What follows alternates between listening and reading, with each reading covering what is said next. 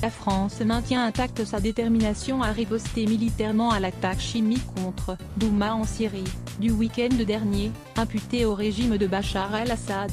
L'Élysée annoncera dans les prochains jours la décision sur sa riposte, en coordination avec les alliés américains et britanniques, a déclaré le président Emmanuel Macron, mardi soir.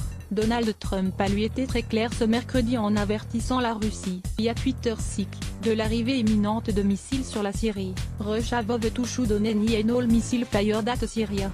Get ready Russia, because they will be coming nice and new and smart. You should be partner with a gas killing animal WHO kill 6 people and enjoy it. Donald J. Trump @Real Donald Trump. 11 avril 2018. La Russie s'engage à abattre tous les missiles tirés sur la Syrie. Préparez-vous Russie, parce qu'ils vont venir, beaux, nouveaux et intelligents.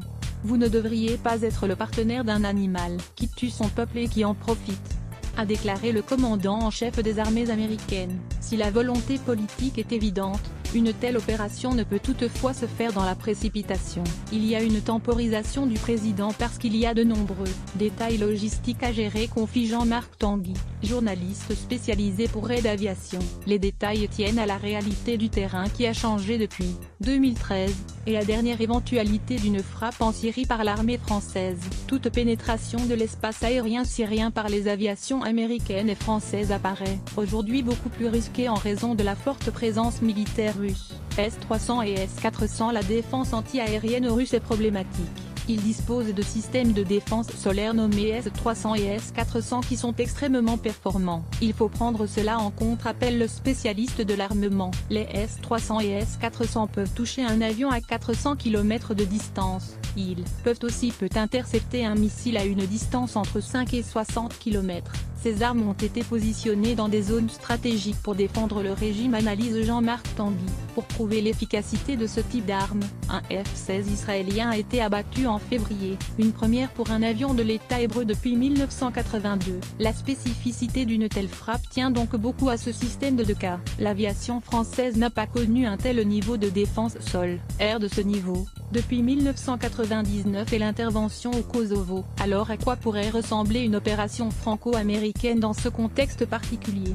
Le scénario le plus probable se rapprocherait de l'opération menée par les forces américaines, il y a un an, le 7 avril 2017, en représailles à une attaque chimique touchant des civils. Le 4 avril au sud d'Idlib, 59 missiles de croisière Tomahawk avaient été lancés dans la nuit par 2 destroyers, ceux de la classe Harleyburg en Méditerranée orientale. La cible était la base aérienne d'Al-Shaira. Le chef d'état-major des armées françaises, SEMA, n'a pas écarté la possibilité d'une intervention autonome. Tomahawk et missiles Scalp. La France pourrait donc accompagner ce tir de Tomahawk par une frappe opérée par des Rafales basées en Jordanie ou à Abu Dhabi. L'aviation française larguerait alors des missiles Scalp.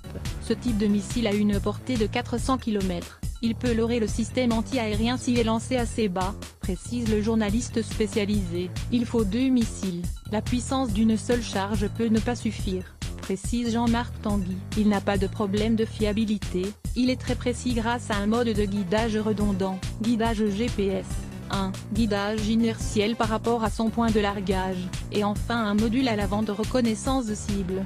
Ce missile avec sa charge brisante a aussi l'insigne avantage d'être efficace contre des cibles dites durcies, bunkers ou hangars d'aviation. Leur allonge et leur précision en font des instruments intéressants du point de vue des décideurs, puisqu'ils permettent de réduire le risque pris par les pilotes et navires, tout en ayant des effets ciblés à l'arrivée, confirme Corentin Brustelin, responsable du Centre des études de sécurité de l'IFRI. Missile de croisière navale. Autre solution, pour la France, le missile de croisière navale, MDCN, un nouveau missile embarqué sur les frégates multimissions françaises FREMM comme l'Aquitaine qui navigue actuellement dans l'est de la Méditerranée et pourrait donc intervenir. C'est une arme assez différente, la charge est de 250 kg et la portée d'1 millier de kilomètres.